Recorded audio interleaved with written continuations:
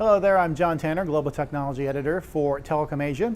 We're here at WDM and Next Generation Optical Networking APAC, and joining me right now is Sten Nordell. He's the Chief Technology Officer for Transmode. Sten, thank you very much for joining us.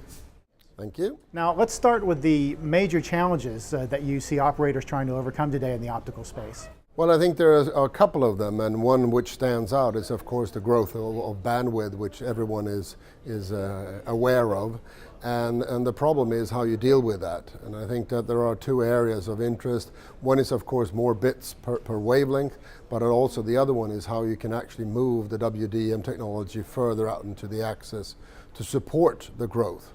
Because if you only do one fiber per endpoint, then that actually drives up the operation cost. So what you need to do is actually cut the cost by using more wavelengths even in the access once the fiber is moving out to the base stations and end users and businesses.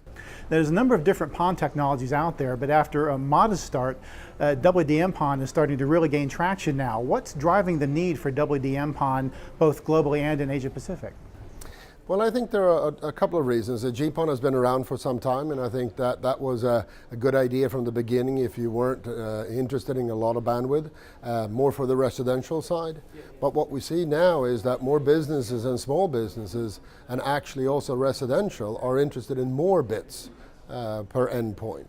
And the IWDM-PON technology that we have that lives within the WDM-PON community is that type of technology, which gives you one wavelength per endpoint. And with that, you have an uncontended wave that you can work with into the access. And of course, if you then can give a gig or a 10 gig per one of those waves, you get more bits per endpoint. And of course now with what X number of % growth every year or month in the access as well, you need to figure out a way to get more bits out to the endpoints. The mobile front haul has now become a hot item, especially in Asia Pacific. Why do you think that APAC is ahead of the race in mobile front haul adoption? Well, front haul is the technology where you actually divide the radio and the baseband unit with fiber in between.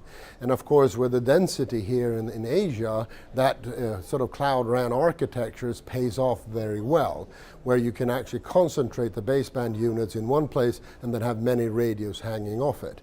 Now with that, you also need a fiber infrastructure in between there, and that's typically called front haul. So I think that's one of the reasons why Asia is a little bit ahead, because of its populations, the density, and the way that these cities have been built.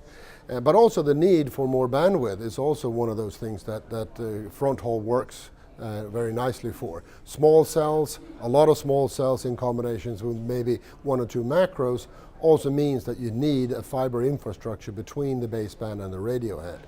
And that's where this front haul crunch or front haul technology comes in. Now, Transmode recently announced this 100G solution, and even more recently, its high-density hex units. What's the significance there for telcos? How will it help them? Well, space and power is always a scarce resource.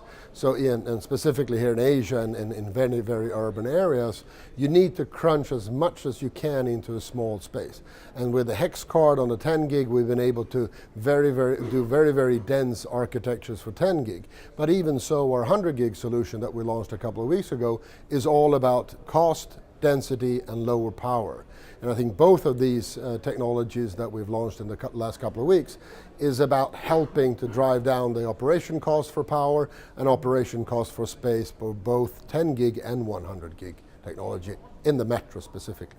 Well, obviously a lot to cover in this space, but not nearly enough time as usual. But Sten Nordell from Transmode, thank you very much for joining us. Thank you very much.